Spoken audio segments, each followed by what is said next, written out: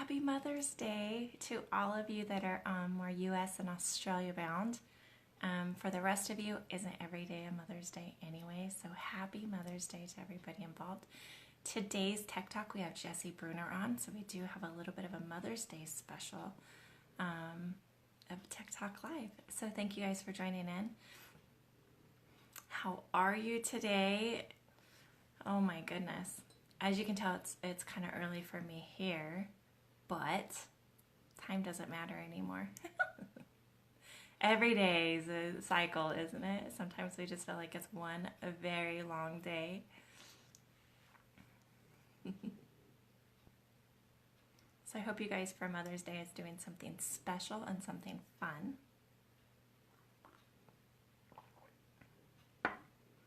Hi, Louise. Hi, Jesse. Here's our special guest right now.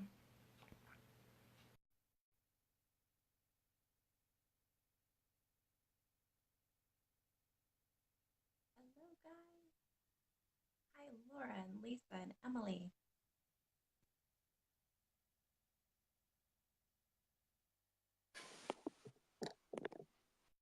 Hi, Jesse. Good morning. Hello. Hi. Hi. So, everybody, welcome to Tech Talk Live. Today we have our special guest is Jesse Bruner. I'm super excited because you work for a company that has helped excel my career further than any other product line. I have that much confidence in it, and so thank you for joining us today on Tech Talk Live. Well, you're welcome. Thank you for having me. And happy Mother's Day to everybody. Yes, I had just mentioned that Happy Mother's Day as well. And it's not Mother's Day all over the world, it's different days.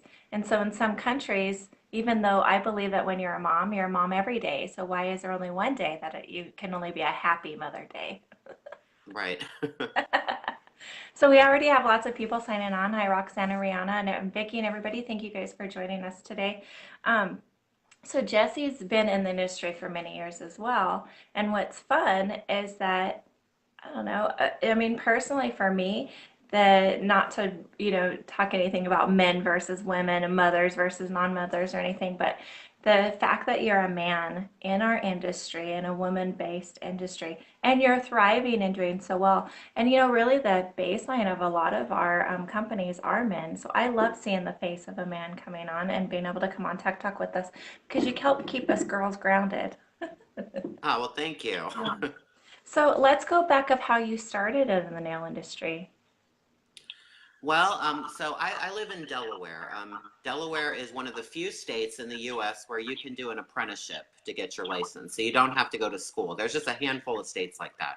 Yeah. So I was able to train in a salon. So that's how I started. In 2002, I was living in a town, and the salon there had advertised an apprenticeship. And so, they needed nail techs, and it was like 5-week training or something. It was really fast. And so I went and gave it a shot. And at first I thought it would just be like a summer job. I didn't think it would end up being a career, but I really just fell in love with it. It's entrepreneurial, like I love the fact that I could build my own little business, by like building a book, and, had the commission pay structure was totally new to me. So that appealed to me, that the more people I did, the more money I could make. So I was drawn to that, and it came pretty easy to me, like the skills that I needed to do. So just kind of went from there. And here I am, 15 years later, still doing it. So, yeah. And thriving as well. I mean, you're huge in our nail industry. If anybody has ever followed you, we know that you travel around a lot. You know that we went to the next level and became an educator and all of that. So, so backtracking a little bit. So do you work in a salon still? Do you just solely travel? No, I work in the salon. That's my main job. So I work 5 days a week in the salon. I'm doing clients, and I teach part time. So I have my business is JDB Nail Shop. That's the business where I serve clients, and it's also my supply store. I sell some nail tech supplies, drill bits and cuticle nippers, and just a few little things that are hard to find in the U.S. Yeah. That I carry, and I also offer education through that. Like my own programs through that, and then I'm also international educator for Hand and Nail Harmony. So that's the manufacturer of gelish, and polygel and Prohesion acrylic. So I work with other educators, I work with students in the beauty school, and I work with professionals at shows and at classes. Yeah. Do your clients know like how big you are in the industry? Do they like really get it? Well, they're starting to get the idea that the companies spend a lot of money for me to go somewhere just to teach people. So yeah, the clients that have been with me a long time have seen the journey. They know the path and they know that it hasn't always been easy. Yeah. I wouldn't say that I am really big in the industry. I mean, I work very hard, and but I don't consider myself like a celebrity necessarily. But I I'm trying to build the best reputation I can, and build the best relationships with all my students and suppliers. And so, yeah, the clients are starting to understand that I must be pretty good at this because, I can travel all over the world. So, Yeah, somebody asked me the other day, they said, so do you set your prices based on who you are online, or do you set your prices based off of your salon? I go, so my prices have been the same since the, early 2000s. I have not changed my prices. And like you, a lot of my clientele's been with me for many years. And so it was kind of funny because I'm like, how would I base them compared to who I am online? Because I'm the same person. It doesn't change me at all just because I go live. So it was pretty funny, them like, oh, are you going to raise your prices now that you're a little bit more known? I'm like, famous. no. And I'm the same known as I was in the 90s. So it's not like I'm not, like, people tend to put you on a, I don't know, kind of a pedestal or whatnot. But the reality is the core of who we are is always the same. Yeah, So absolutely. I like what you just said because it keeps you grounded like that. Yes. So how did you decide that you're going to go the next step and become an educator? Well, so I was really inspired after I got my license. Obviously, I quickly realized that I just had the bare bones education, and that you always need to learn more and more. So I was really inspired by an educator that I took a class with. She was just so positive and upbeat and inspiring, and like it really reached out to me and said that that's something that I want to do in the future. So that's kind of how it started. Well, I got a little message. Okay. So that's kind of how it started. I realized that I wanted to be a teacher, but I knew that I still needed some years of experience first. I didn't want to just be a teacher right away. So I kind of got the seed was planted there when I took the first continuing ed classes after getting my license.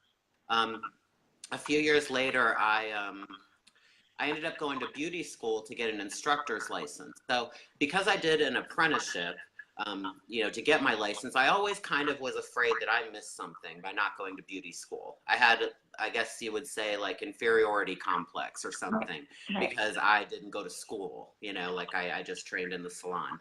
So I found, when Delaware opened an instructor's license, the beauty school started offering programs for that, and that's something I could do part-time. So I went to the mysterious beauty school to see what was going on there and see if I missed anything.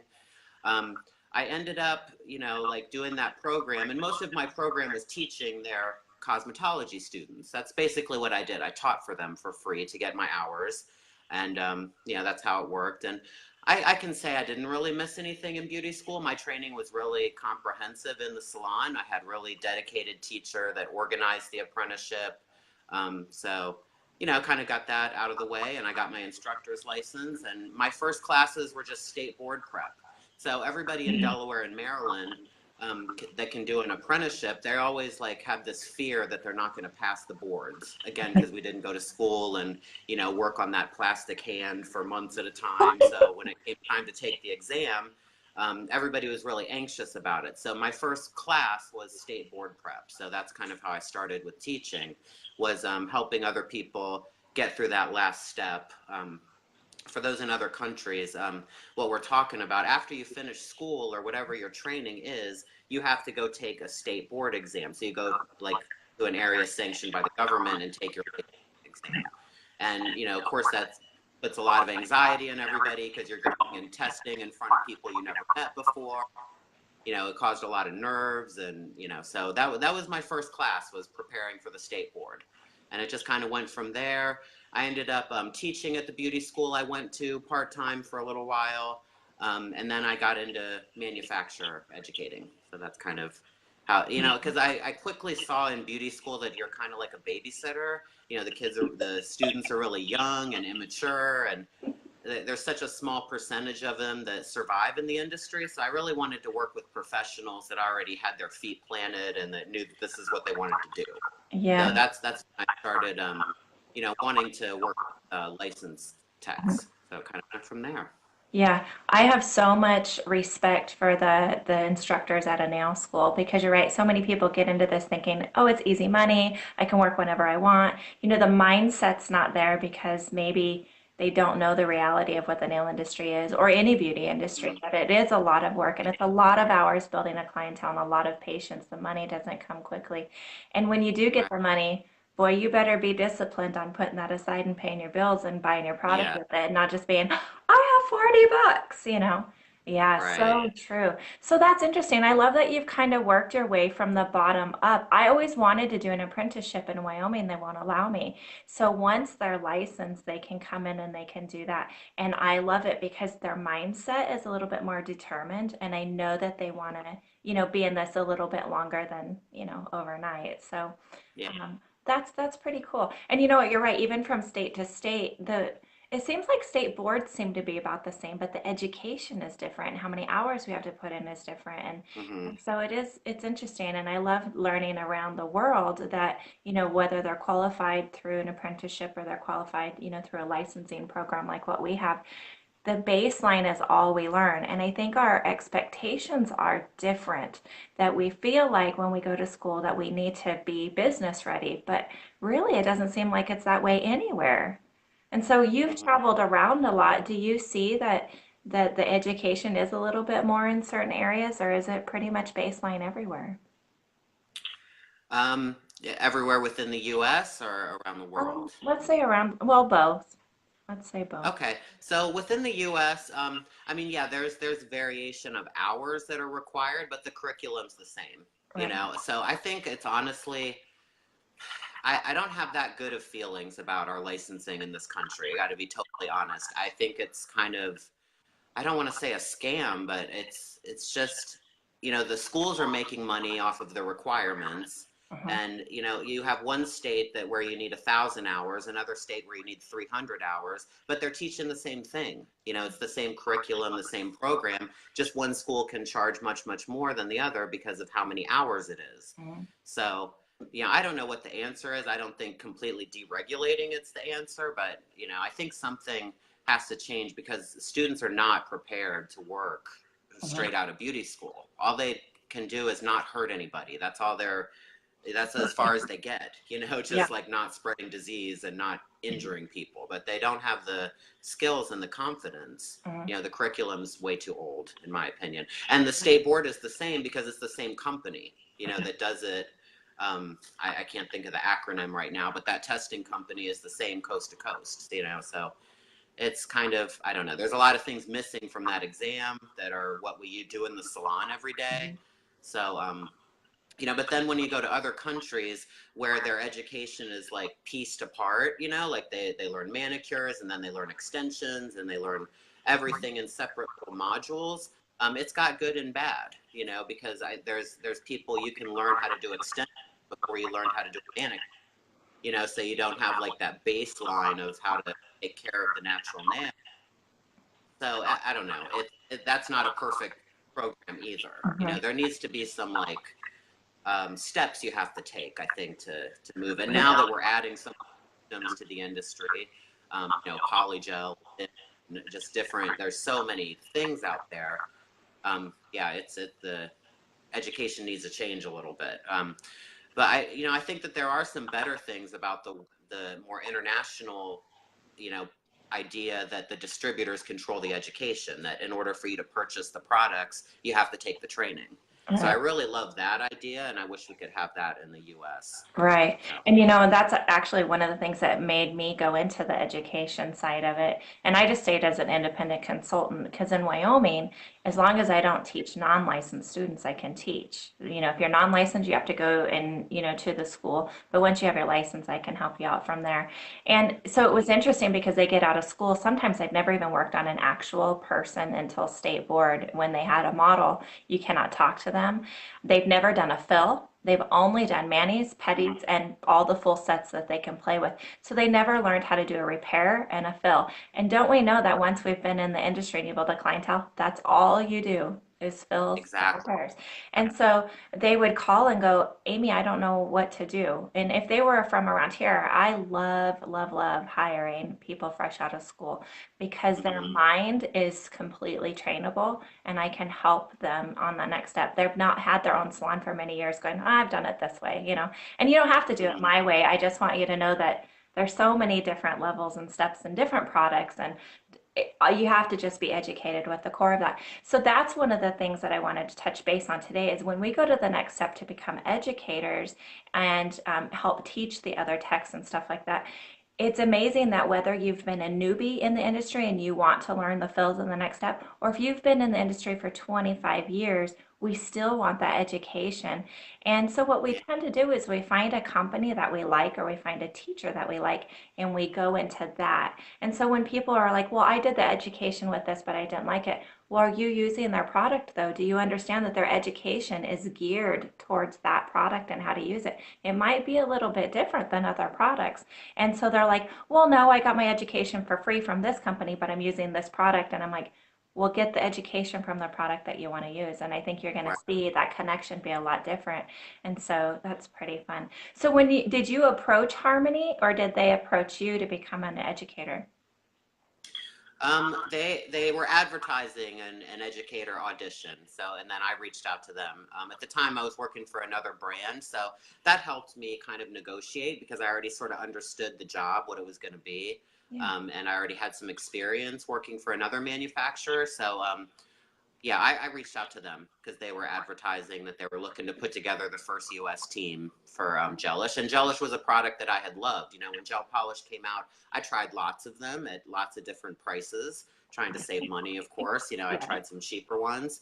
And, you know, when you have like clients not happy and, you know, repairs and everything, you quickly realize that, you know, you buy cheap, you buy twice. So the second time I bought Gelish and it gave very consistent results, you know, so it gave me back the confidence about doing this new service because at first I thought it was me, you know, where I'm just not doing it right, you know, but just the products I chose were not that great. And so, yeah, so I knew that I could believe in Gelish and stand behind it because I had experience with it. So when they said they were looking for educators, I was on board. So, Yeah, and that seems to be the consensus among most of them is that it's not just based on your quality of work. They actually put you through a little bit of a training and you have to go there to their like headquarters, learn how the products are made, and you get the additional training and all of that before they even put you out as an educator. So, you know, when we talk to people who are educators, they truly are trained and they know this company inside and out.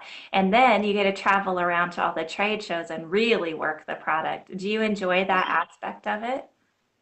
I do, yeah, definitely. You know, trade shows are it's a great way for nail techs to get, you know, the education that they need and some, you know, information in person. Yeah. So yeah, I love being able to meet nail techs and connect with them and help them with whatever problems they're coming, you know, whatever they have, issues, etc. So yeah, I love it. I mean, it's fast paced, it's really hard work. You're setting up a whole store and tearing it down in 2 days and it's usually those are usually your day off from the salon. So yeah, it's really, really hard work, but I love it and that's what Yeah. keeps me going and being able to influence nail techs. So Yeah. I kind of like the craziness of the shows. I love the yeah. you're meeting so many different people. And of course, I don't remember anybody's name, so I'm one of those awful ones that I'm like, I know your face. I know your face. Yeah. Who are you? And Yeah. so, you know, and sometimes it's people that you meet, you know, 5, 10 years later that you're like, God, I know that face. Yeah. So do you compete at all? I do, yes. I've been competing now. Let's see, I tried it the first time. Well, I see John. I did my first competition was on John Houck's cruise. That was in 2012. And so that was a great experience. So that was the first competition. I didn't try it again for a few more years after that. I did Premier Orlando and Las Vegas, and then I went to London to compete in Nail Olympia. So that was my first time going abroad to compete. So yeah, I have done a lot of competitions. I think it's a great way to develop your skills and get like a really clear analysis of where you are. Yeah. So yeah, I really recommend it. Yeah, the judger sheet. What I love about that is that it's not about who you are, it's about your skills and your technique, and they're going to be honest with you. And it's not just one person's opinion, it's a panel of judges that all can say that, what they see. And you're right, man, does that, change everything.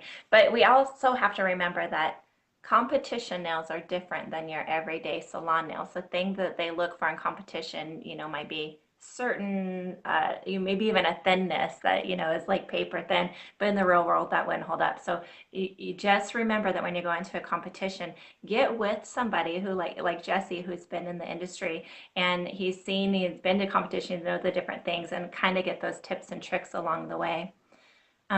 So Beth says the real skills, education, and knowledge comes from working out in the real world and ongoing education. Finding a mentor is such a great avenue to pursue as well.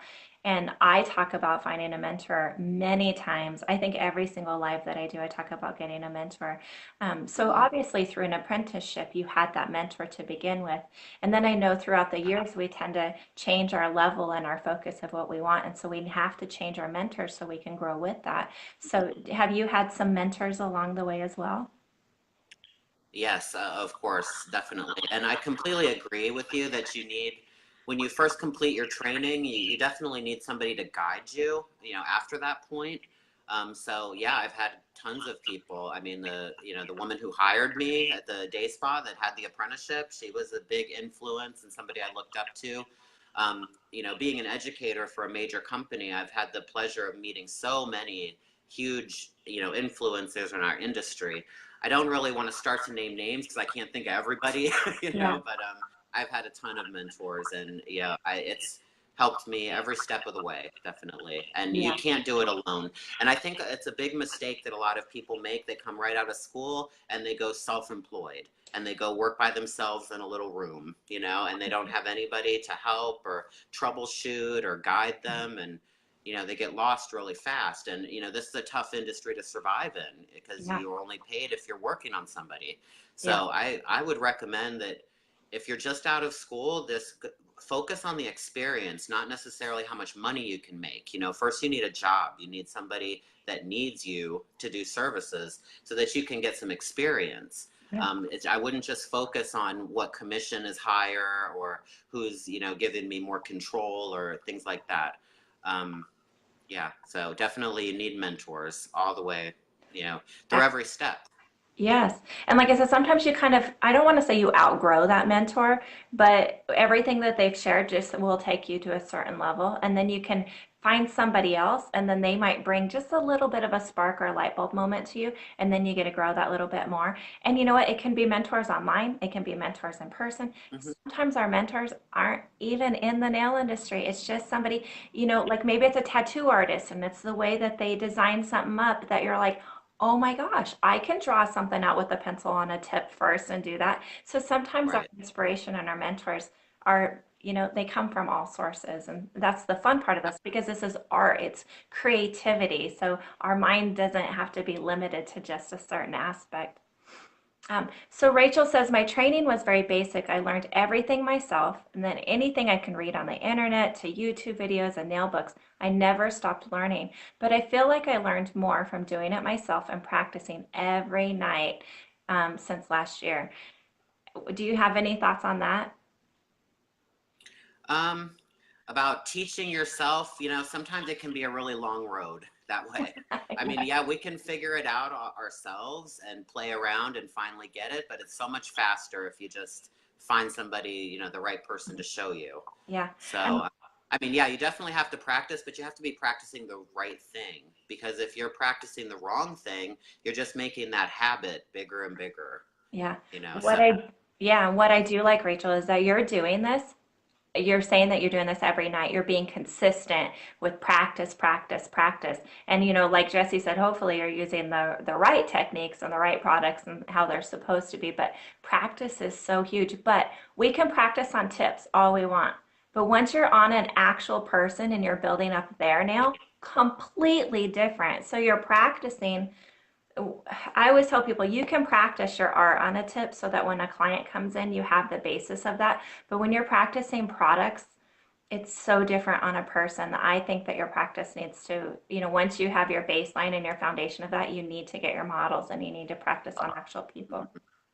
Yeah. Yeah, once the body heat comes into play and how fast everything sets, and yeah, it totally changes everything. Yeah, so true. So, Jesse, John says that you actually won a big prize on that Nail Stars cruise. What did you compete in when you did that? Well, I did not win in the competition, but I think there was a raffle or something. I won a gel kit from Light Elegance. So yeah, it was amazing. And that's, I Yes. love Light Elegance products as well. Oh, wonderful. Yeah, he says he wish he could put pictures on here. So, John, we're going to have to get some pictures from you and get them approved from Jesse and post them on the group. Yeah. Yay. So actually, I'm getting ready. I'm going to be a nail star this year. John had called and asked me to to teach. And so I was thinking about today what my strengths were because I think I teach so much, but it's hard when you can stop and think, what are my strengths? What do Mhm. people think my strengths are versus what I feel my strengths are? Because that's a difference Right. too. And so what do you feel that your strengths are? Um, well, I would say my strengths are just experience that I work every day and I have like real life experience. I don't know. That's a really good question. I try to be very well rounded, be able to be proficient in a lot of different applications. So I think just the strengths I have are my patience, being able to communicate and being able to sense when people are understanding it or not, and being able to, work one on one with people. I think the communication is really important, and I think that's something that's come easy to me is just sensing if somebody gets it or not, and just being willing to share, not feeling like I have any secrets or anything that I want to keep for myself, like because that it's not, you don't have to be afraid of sharing your knowledge. There's not like a limit of how much success is out there in the world and you have to keep it all for yourself. There's infinite ability for everybody to be successful and it won't take away from your own.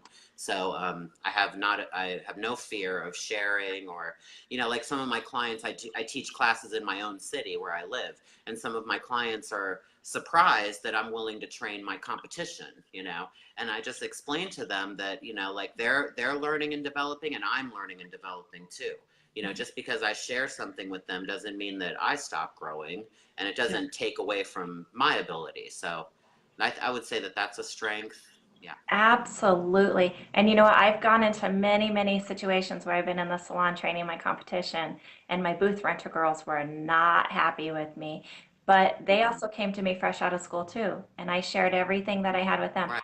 And I believe that it's like those recipes. If you hold out that you hold out one ingredient, changes the entire recipe. So why not give Yeah. them the entire recipe and let them shine too? Because it only reflects back on you in a positive way as well. And Yeah. so I give the whole recipe and more and alternative ways of making it because Yeah. it's a learning process. So I love that you said that because that's not always the case with everybody, as we well know.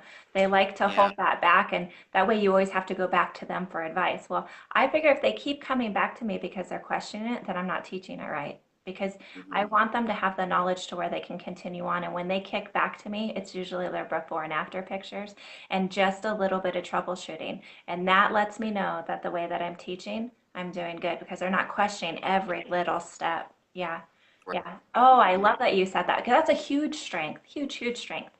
And so, out of all the things that you offer, because with Harmony, you have so many different, oh my goodness, from like you said, the poly gels and all that. What's your favorite? My favorite, I would say my favorite products to work with are liquid and powder, acrylic, and gel polish. So those are my two staples that I use all day, every day. I love polygel as well. I think polygel is great for beginners, and it's great for people that have some challenges with liquid and powder application. But yeah, my favorite is just traditional acrylic and gel polish for doing art and color. Yeah. And I'll ask techs, like, what's your goal? What do you want to do? And they're like, oh, I want to do, liquid and powder. And I'm like, then why are you practicing only with polygel? That's never going to get you your ratio. And if you're using duoforms, you're never going to learn your structure. And so Mhm. you have to use what you want to perfect in. And I understand, like what you said, I like playing with all the different products though. So it's like maybe Yeah. one client will have one product on and one another. And I can say the baseline of mine is all a technique that I've done, but I've actually built that up only using gelish. Gelish has been huge in the success of my salon career and with all of my techs. And I love that they repackaged because even with the packaging that they had before, even though there was struggles of the window in the front and a little bit of clumping and Yeah. the change of brushes, they were still so true. Like if you called the company and said, I'm having this problem, they sent you a free one or they sent you new brushes. Like they were still true to the customer. And I Yeah. really liked that. But now that they have different packaging and their brushes are so lush, I'm Yes. once Yeah. again impressed with the company. And so that's exciting. Yeah. Yeah. I agree. I love the new bottle design, and yeah, the brush makes life much easier. Yes, yes. So let me go back up here. So John says it was the welcome party. So we'll have to get those pictures of you, Jesse, and Okay. celebrate you. So Beth says, I've been in the industry for close to 14 years. What amazed me was how much I didn't know and how much I was learning since I joined these nail groups. Sorry, I had to expand it. I actually knew nothing, didn't know any nail artists, educators, sites, online classes, etc., etc., and absolutely blown my mind. I feel such like a newbie again, and sometimes it feels overwhelming, but addictive and new. Sorry, guys. And so, isn't that so true that there's many times that something new will come out, and I'm like, I don't even know how to use this. I don't understand this. But really, it's something that was in the industry years ago, and they just tweaked it a little bit and then reintroduced it. So, a lot of the Right. products that we're dealing with today have actually been out for many, many years. They're just Hmm. a little bit more advanced. Yeah. Yeah, it can definitely be overwhelming, with social media, the trends pop up so fast, and it's hard to figure out, what's a gimmicky little trend and what's going to be a staple that you really have to spend your time learning how to use and what to do with.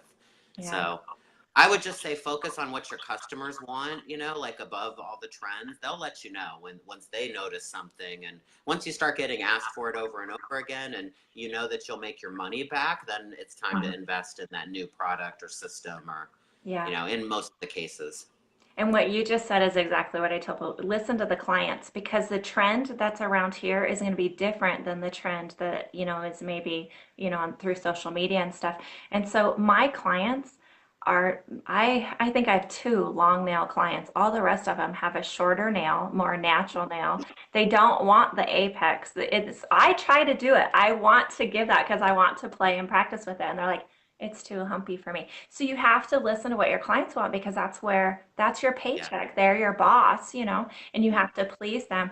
And so even though we want to have these different trends, you have the choice to either try to market yourself in a different way and pull in that type of clientele, or sometimes you just have to realize it's not in your area and trends change all the time. So one day they might want one thing and the color of the year was purple, but all of a sudden the Kardashians have mustard yellow toenails, and all of a sudden the trend now is mustard yellow. So the companies are scurrying around to find instead of purple, yellow. And so, Mhm. even the industry is taking kind of a wild guess what the trend will be. And it's just Yeah. yeah, what everybody else does. Look at the whole bubble flower trend that's happening right now. You know, Right. Yeah. the That happened really fast. Yes, exactly. And it's actually fun to do. I couldn't resist. I had to sit down and do it. Yeah. And I think it will be around for a little bit because I think a lot of people can do it. It's made a lot easier. It's not too, Right. yeah. Have you tried it yet? I have not, it just kind of started popping up in the last 2 weeks, and I've been really, really crazy busy. This is my first day off, probably in like 2.5 weeks. And I'm pretty sure it's just because of Mother's Day. Yeah, Nobody wants to go to class on Mother's Day. So that's why I have Sunday free. yeah. But no, I have not got a chance to make a candy ball yet, but it's on my list. Definitely. We'll try it. So Kim behind the scenes, Kim and I were talking about it, and we're like, if there was just a way to do petals. So in my mind, I'm like, if you just did a quick flash cure to where the outside could harden. Maybe you could carve out petals and kind of bring it out. And I kid you not, that same day, Kirsty Macon came out with a picture where she added acrylic petals around the outside of that gel ball. And I was like, I knew it wasn't going to take very long before somebody Yeah, made that into more of a blooming flower. So, and it's fun, exactly that. Um, so let's see here. Rachel says again, yes, very long road that I've not gotten the confidence to go self-employed. I have loads of people behind the mentor, which is who I am a brand ambassador for Haley from Nailchemy, who I just got, introduced to Nailchemy, another great, great product. Um, and it says, who has seen how good I am, but never believed it in myself. Man, Rachel, you know what? When it comes to self-confidence, what I find is it actually came from my clients. I don't have it myself, yeah, but when the client goes, 2, 3, 4 weeks and they come back in and they're happy and they keep coming back, your confidence builds up because your clientele keeps coming back. That means your yeah, boss is saying every time, I want to use you again for this workload. And yeah. yeah, do you have any advice for people to help with the confidence side of it?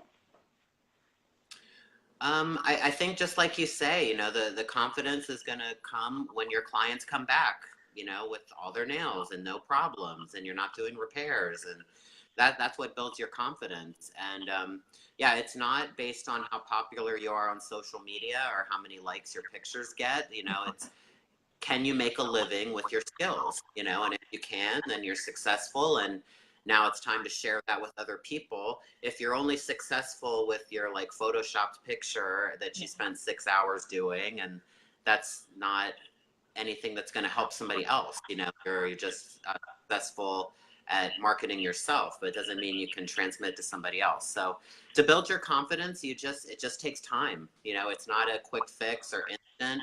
um, it just the confidence comes from your clients, having success, and you know Yeah. coming back and paying you again.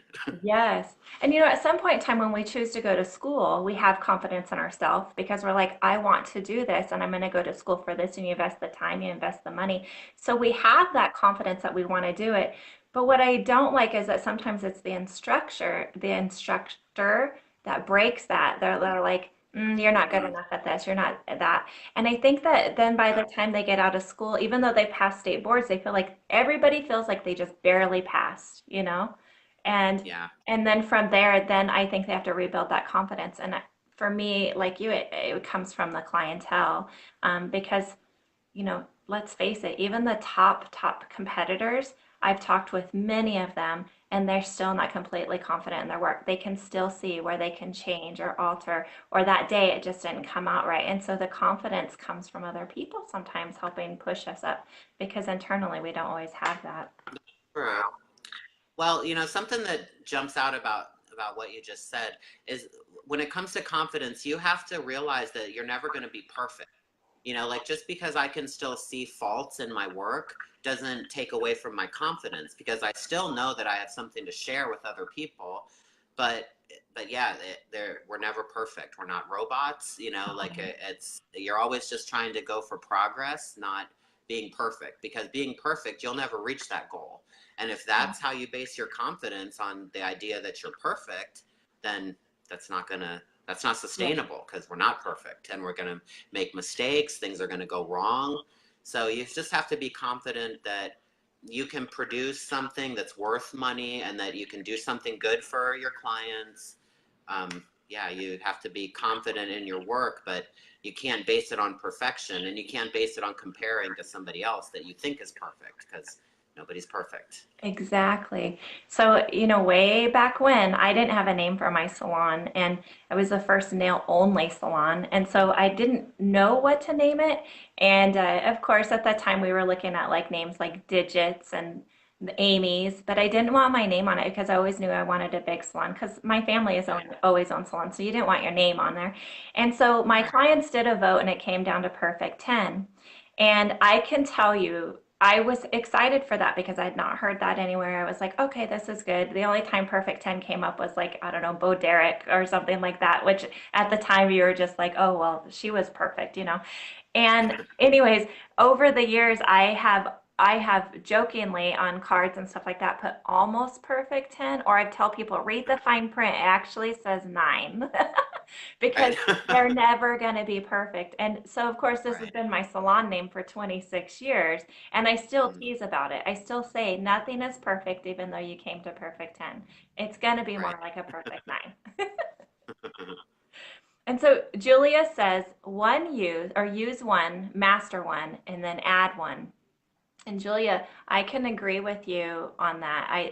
When it comes to products, we want to use one product, get mastered in that product and know it and understand it, just like an educator would understand the ingredients and everything all the way up, and then start adding into the services there. So I like what you say there, but sometimes we're kind of forced in the industry to not just have one. Somebody comes in and you have to carry a manicure line, a pedicure line, a gel polish line, an acrylic or hard gel or whatever extension line. So therefore you don't get to just use one master one. You're kind of forced into there. So so Jesse, if somebody was going to build their clientele up off of one service, what do you think is the one most profitable probably service that you could encourage them to go to?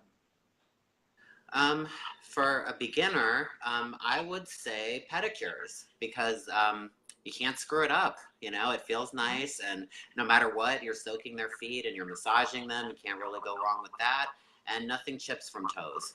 So I would say if there was just one service and they had no confidence at all, I would do pedicures. Hmm. I'm with you. So I just started another workshop called All About the Toes because I think that doing toes, even though a lot of people don't like to do it, takes out Yeah, so much stress and anxiety. You don't have to worry about yeah, extensions, or if you do, it might just be the big toes. So it's not like, consistently all 10. Um, it's so you don't have to worry about structure. You don't have to worry about being face to yeah, face. When they're getting their toes done, whether it's pedicure or like rock star toes or something, there's a distance where that person is either more relaxed where they just want to be quiet, or they're sitting on hmm, their phone, and it doesn't matter if they're moving around because you're on their right, feet.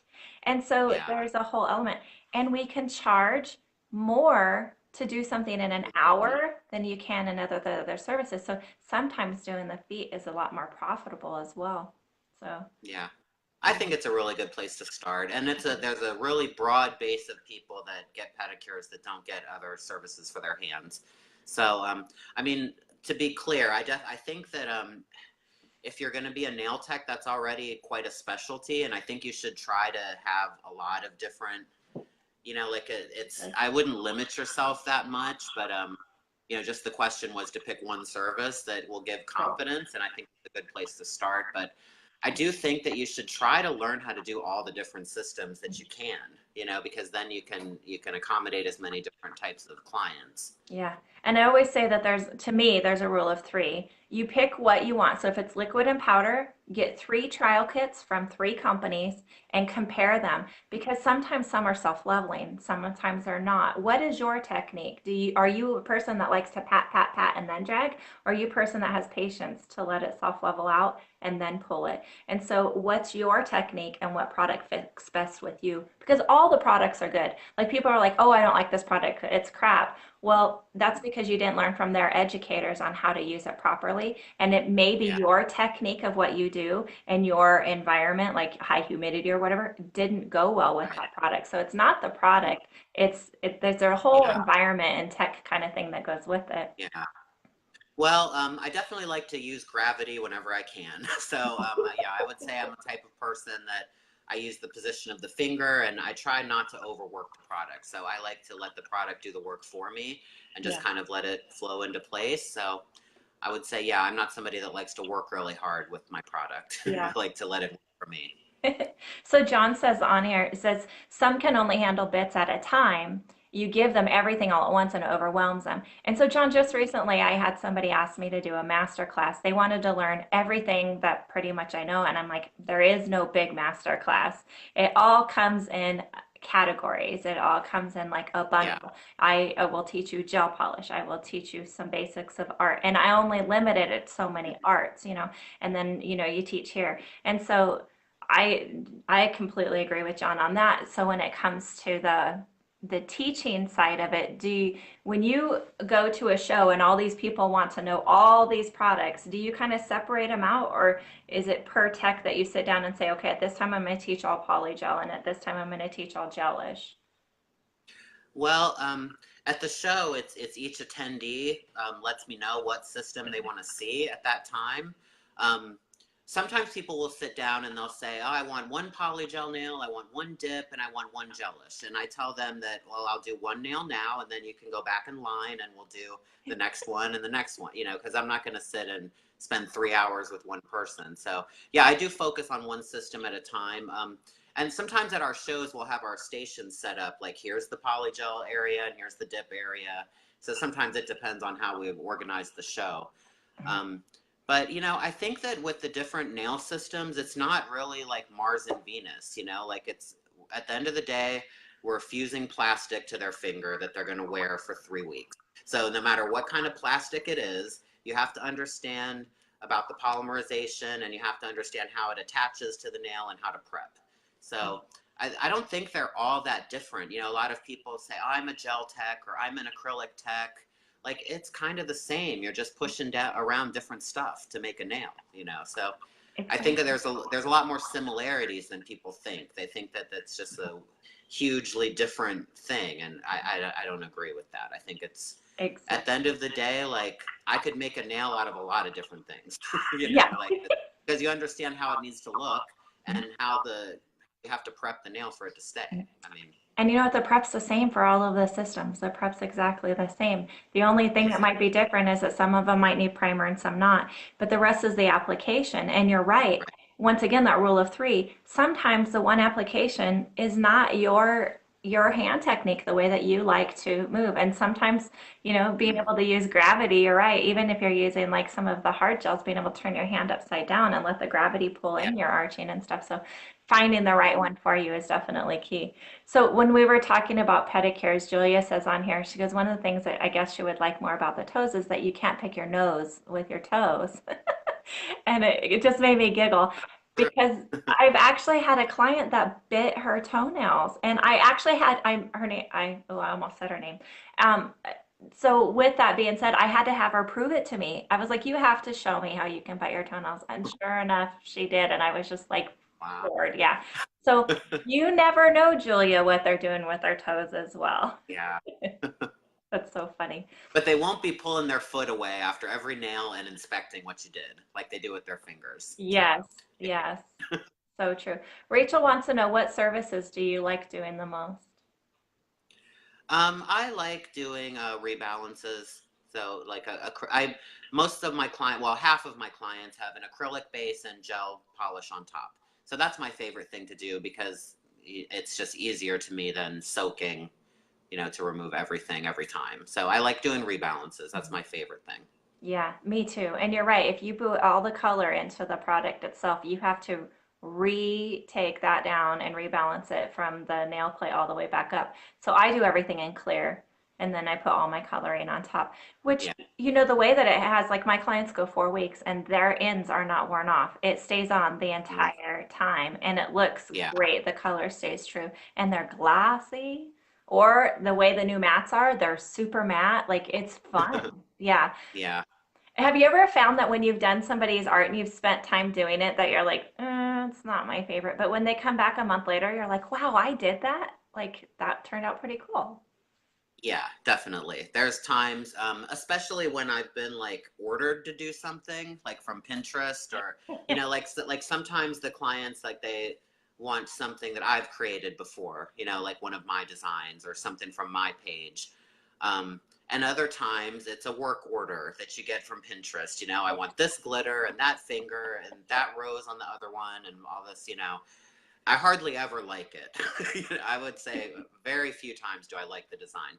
But then when they come back, it's kind of like, oh, wow, that wasn't so bad. Or sometimes I'll even think they went somewhere else in between. I'll forget that I even did it. Yeah. But yeah, definitely there's times when in the moment I wasn't in love with something. And then when it comes back, oh, it wasn't so bad. Yeah, exactly that. I don't think I've had it where it's been opposite, where I thought it was so good, and then when they came back, I'm like, that was awful. I don't think I've ever had that, but I can say many times they've come back in, and I'm like, Okay, I kind of like that now because I'm honest with them, and I'm like, I just feel like if I add like a little trail of dots, it will just frame this in a little bit more. And they always go, Amyize it however you want. And so they Uh, have that trust so that when I want to say, I just want to do this, mhm. that would make me happier. And they're like, hey, okay. Yeah, yeah, definitely. So do you get pretty like freedom, like people just come in and say whatever you want to do? It depends on the person. I get some people that, have a very clear idea in their mind what they want, and I'm just there to do it. And I have other people that want to work with me and want to know my input. So yeah, I would say it's about half and half. I wouldn't say I have total freedom. I would say more times than not, I have freedom and they're open to my suggestions because they've been my clients for a while now. Yeah. But that's part of the job. Yeah. You're not always in control. So if somebody comes in and they sit down and they're like, you know what, Jesse, today I just want you to do whatever you want. Where's your first thought? Like, do you have a go-to thought? Do you instantly go to Pinterest? For me, I look at their clothes that day and go, okay, well, I always look at their clothes and then try to pull some together off of their clothes. And they're like, but I don't like these colors. I don't even like the shirt. And I'm like, why are you wearing it? So what's your first kind of go-to when they say, do whatever you want? So you mean do whatever you want and they want nail art, Right. or Yeah. because that's Or different color, than just what anything. color you want. If I'm picking nail art for somebody, I kind of think about like their comfort level and how much experience they have with nail art. If it's their first time they've ever asked me to do any design, I'm going to go really simple because I don't want to take it off in 3 days when they change their mind or it's too much. If it's like a nail art client, somebody that regularly gets nail art and I know what their comfort level is, a lot of times I'll look at their purse, something that they have all the time, or jewelry, their wedding rings or their watch they have, because that accessory is always going to be there. Mhm. So I look at their accessories. Um, and then I look at how much time I have. If they've sat down and they're already 10 minutes late and they want me to do whatever I want, well, I might not want to do that much because I want my lunch break. So it just depends on the person, the situation. Yeah, so true. And sometimes I try not to look at it on the financial level, but sometimes they'll come in and be like, "Oh, do whatever you want. I want bling and I want a little bit of this, but I want it for $40." And so Oh, then they get more of like a hollow glitter rather than 3D stones, something like that that yeah. I know that I can give them what they want, but within a limit Mhm. and a time Right. limit. You're right. Because, Yeah. oh man, can we spend hours doing nails? So when you schedule in your salon, because people always ask this, how much time do you allot for like a gel polish service? I schedule everybody on the hour. I'm usually finished faster than that, but it just for me it makes life easier. I'm not that stressed if they're like a couple minutes late. So for me, gel polish removal and reapplication on natural nails is about 45 minutes. Mhm. The same for like just rebalancing, so to remove color from acrylic or hard gel and then fill it again. It's like 40, 50 minutes, but I schedule on the hour Mhm. so that I can, talk to people and actually have time to like consult with them and let them use the bathroom and whatever, and it doesn't like destroy my whole day. Yeah. So that's how I like to work. I know a lot of people work on the half hour, on the 45 minutes, and they're just all about the productivity and the sales at the end of their day, and I respect that. But for me, like I'm have to be more for endurance. I work Mhm. 60 hours a week, so I can't just work at like maximum capacity. I've got to give myself some room for me being tired or them being late or whatever. So Yeah. for me, on the hour works very, very Yeah. well. And so a lot of people are going to say an hour, oh my gosh, it takes me 3 hours. But I think one of the big differences is that when you find a tech that works on an hour, they know their system. They know exactly what Yeah. they're removing, what they're placing on. They're talking while they're working. So you're finding out Yeah. what they want while you're working. And so when they always Mhm. say, how can I shut down time? I'm like, we have to shut down our talking. And we have to Yeah. talk and work at the same time because Mhm. we can do a consultation with somebody when they walk in. One, they walk in 5 minutes late. We do a 10-minute consultation trying to find the right colors because they have no clue what they really want. By the time you Mhm. sit down at your desk, you're already 15 minutes behind. And so you Yeah, have yeah, to be efficient and organized. I can like close my yeah, eyes and I can reach over. I know I'm grabbing a file, I'm grabbing a cotton ball. Like it's all always in the same place. And even though exactly. I rearrange my salon a lot, my setup Hmm. is always the same. Yeah. Yeah. Yeah, I think the secret, yeah, to having an efficient schedule and being able to stay on it is to, yeah, just be, you need to be confident about what you're doing. You can't do different steps and different process every single person. Yep. So yeah, yeah, you're right. So, so true. So Jesse, this comment's been sitting up here for a while and it's towards the end of our hour time, but I'm getting ready to go onto this cruise in November and it's apparent that John wants you to join on this cruise again. The advantage is with you as an educator and stuff, I'm quite sure we could talk John into letting you teach while you're on the cruise as well. So is I there would love to. I need to look at the dates, but yeah, I would love to be part of it. November 25th, which is the Sunday after Thanksgiving, and we come back December 2nd. And Okay. so, absolutely. So, I'll talk to you a little bit more behind the scenes, and I know John can get a hold Okay. of you as well. And it's exciting. So, I don't know if you saw the lineup. So, myself and John, and then Becky Oh, Bunnell, who's also, in our admin on our group here yeah. as well. But Kirsty Meakin and Katie Barnes and Patty Yankee have all joined on as the, yeah. So, but that's just who we could pretty much fit on the advertising. You wouldn't believe the list of people who are coming on the cruise that Oh, gosh, are, cool. it intimidates me knowing that I need to come up with something to teach and to share that these Hmm. people as well have been in the industry like what I have. And I'm just like, Uh-huh. I'm a little starstruck. So I'm like, oh gosh, I better pick up my pace. Yeah. Hmm. So, Well, that's interesting. When you first asked me, what's my specialty, in the context of a class, you have to look at who's there. Like yeah. what can I offer amongst this group of people? Because we're all nail specialists. We all Mhm. specialize in nails. Yeah. So I when I'm like thinking about what am I going to offer in a group like that, I just look at the other people, Mhm. that are going to be there teaching, and just what void can I fill amongst this group of Yes. people? And I, Because honestly, I have a lot of specialties. I specialize in nails. That's enough. That's yeah, a very specialized thing in and of itself. yeah. Then you have all the little subgroups about it. So, Yeah. And I find that if I wait and I'm patient, so like everybody's kind of turned in what their specialties were and, we're getting an itinerary, what's going to be taught. I wait because I'm like you. I feel like I can teach so much. And I like to be that little bit of an underdog because what I want to teach is these techs that are coming on the cruise are working in salons, right? Some of them want the competition side, and there's so many stars already that can teach them that part, like Kirsty yeah, Macon and John and all of them that specialize in that. They know that. Why am I going to teach a competition now? What I'm going to teach is for the salon techs, what would make them money? What would be yeah. easy? Build that confidence. You and I've talked a lot about Hmm. confidence today. And so I was trying to figure out what could I teach that would be so different and so unique. And so, anyways, Hmm. we're going to advertise it soon. I know what I'm going to teach now. It came to me this morning, but you just helped confirm that, like, yep, I'm on the right track. Awesome. So hopefully you can join in and you can share some of your knowledge with us as well. Um, I would love to. It would be a huge honor. yes. Speaking of an honor, not only do we have John and some of the other names, but Susie Moscow's joining us right now as well. Hi, So, Susie. so happy Mother's Day to all of you guys that are watching and all of that. So Jesse, it's been an hour. I see that there's still a couple more comments, so I'm going to read through these quickly. Okay.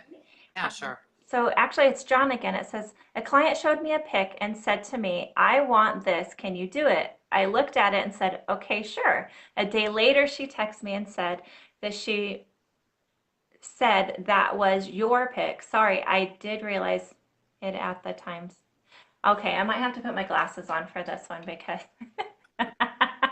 I'm not He's able to. saying the client showed him a pic and he didn't realize it was from his own page. Oh, Yep, been oh my there gosh. too. Yeah. Yes, and I've had that as well to where I'm like, this looks familiar. Maybe it's a Pinterest one, and then I'm like, she's like, well, I got it off of your page, and I only post my pictures, so I was like, oh my gosh, that is mine. That was just from years ago. And isn't it fun that the trends, like even foiling and some of the trends that are now happening, they're finding Mhm. pics that, I did like 12 years ago, and Yeah, they're like, wow, you did that, recently. I'm like, no, I did that like long time ago because the trend's coming back. right, exactly. Kind of fun. Yeah. Amy, I would be lost without your family. Carmel, thank you so much. I appreciate that. So Jesse, what's next for you? What else do you have up your sleeve? I know you travel a lot, so let's talk a little bit about that too. I do, yeah. So I travel all over the world as a distributor support for our distributors all over the world. So I do education training. So I work with potential educators and I go to trade shows. So that's kind of a newer part of my career. I've just been traveling internationally about 2 years.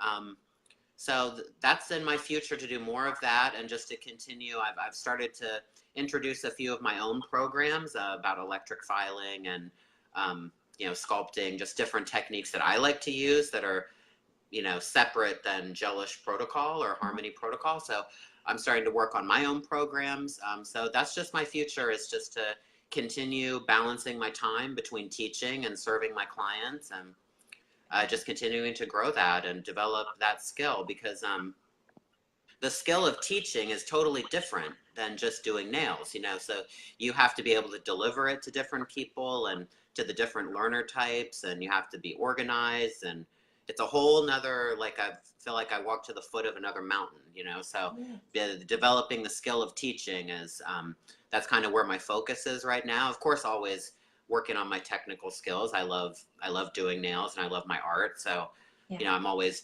pushing that. But at the end of the day, you're only as good as your student if you want to call yourself an educator. Like, it's only what your students can produce. That's the measure of what you can do. So that's what's next for me, is just continuing to develop and being able to pass along what I know to other people. Yeah. And you're doing it freely. Like, you even went live in our group, in our Tech Talk Worldwide group. You went live and showed us some flowers, and we didn't have to pay for that. You're offering, superb Yeah. knowledge and offering it in our nail groups. And so we appreciate that you take the time to do that. Not everybody has the guts to do that, or they want something in return, like it's too salesy.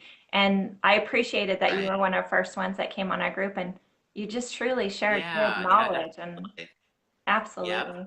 And it wasn't like for nothing. I mean, I didn't take money for it, but it was a good learning experience, and I've been able to review it. And there's a reason why you give away a little bit at first, and it's to perfect your skill. And I was able to analyze it and kind of see how I can do it better. But yeah, it was a pleasure. I love being able to share with people, and whatever I can share that's appropriate for online sharing. Yeah, I'm definitely all for it. So for those of us that want to, we always use the word stalking, but follow you, do we just Uh-huh. follow your personal page? Do you have websites? Do you have YouTube channels? So you can add me on Facebook. If you just want to follow my work as a nail artist, I would recommend Instagram, because I post nails more there than my own, like, personal Facebook page. But yeah, you can follow me on Facebook and Instagram. I have a YouTube channel where I post tutorials. Okay. Um, yeah. So is that something that we can share here? Because I'll put it in the comments Yes. and Yes. Of share. course. Okay. So I'll get Yeah. After the this, I'll go down and I'll put links to all the social media. perfect. That's exciting. Yes. I found too, so I kind of messed up in the beginning of the whole Facebook world, because I was building my followers under my personal page, with my family and with work. And they cap you out at 5,000, and I've been capped out for a few years. So sometimes I have to go through and delete some people and bring some in. And Yeah. so Facebook sent me a message that said I need to do a public figure page, and then people can follow me on there. And I just started that, but then I forget that I have another page. So then I have to post on all these different ones. So I've been trying to get away from my personal page, because you get kind of capped. So you're right. If you go over to like Instagram, or you create a group setting or whatnot on Facebook, Mhm. then you can reach out to more Yes. people and be able to share the knowledge. But yeah, Hmm. all the social media Yeah, stuff. it's all about money. Facebook, they want you to advertise to get the engagement, so you have to advertise from a business page. Yeah. Yes, there's a lot to it. What's your favorite? I'm new to Instagram, and Instagram right now is kind of my Yeah. favorite, maybe because it's new. But what's your Yeah. favorite social media to kind of share with? I would say Instagram, because I get the engagement and you have no limit of followers, or contacts. And I like Instagram because, obviously our field is very visual, and Instagram's about pictures. So I Yeah. think it's a great way to share, and I also love YouTube. I love watching YouTube videos just to see how other people work, and I love sharing things on that platform. So yeah, Instagram and YouTube, I would say, are my Yeah. favorites. Yeah, and I like it as well. I have to say I'm on YouTube all the time. I'm watching Susie's channel. I'm watching Mm, Greg's channel. I'm always on there like oh yeah, what's my inspiration for today? And so if I watch yeah, one video in the morning, it's amazing throughout the whole day how many clients I kind of steer and keep that video in the back of my mind, and it helps keep me focused on right. something new rather than always going back to my, same old. But yeah, wonderful. All right. Well, Karen says, thank you so much, Jesse. It's been great watching you. And You're um, and I welcome. can say over the last couple of years watching you on social media, it has been very great. And I appreciate that you've, been so interactive with our nail groups and teaching us as well. You're welcome. You can feel your passion for the industry, and I think that's what excites me, more than anything, is that your drive for it, and that Yeah, even though you're an educator for one company, I remember in one of your lives that you did, you still have things from other companies that you like as well. So you're still open-minded to all the different products that are out there, and yeah, that's pretty cool. Yeah. definitely. Well, wonderful. Well, Jesse, thank you so much for coming on Tech Talk Live. I You're appreciate your welcome. time. I know you've been really busy, and so even though it's here on Mother's Day, which once again, happy Mother's Day to all the mothers that are out there. And if it's not Yes, your Mother's Day in your country, it's still a Mother's Day. Enjoy yes. it. Yes, absolutely. Well, thank you for having me. It's been great, chatting with everybody. Yeah, hope to see you guys again soon. Sounds great. Hopefully, we'll see you on the cruise in November. I hope so. Yeah, we'll be in touch about that. Yeah. Sounds good. All right. Thank you guys, everyone. Have a great, great Mother's Day. And I appreciate all the comments. If, as the questions keep coming up on replay, you know that we'll continue to answer any questions that you have and address that. So sometimes, though, you have to tag our name in it or we don't always get to see it. So Yeah. I'm learning more and more Me, with that. me definitely, because I can miss things. So Yeah. yeah, definitely Yeah. tag me if you're Yeah. asking me a And if you question. have a question that, we haven't answered and you really want it done, you can private message us to get that answered as well. So anyways, thank you Yep. guys so much. Thanks again, Jesse. Appreciate you. All right, Amy. Have a great All day. right, you Happy too. Mother's Day to you. Thank you.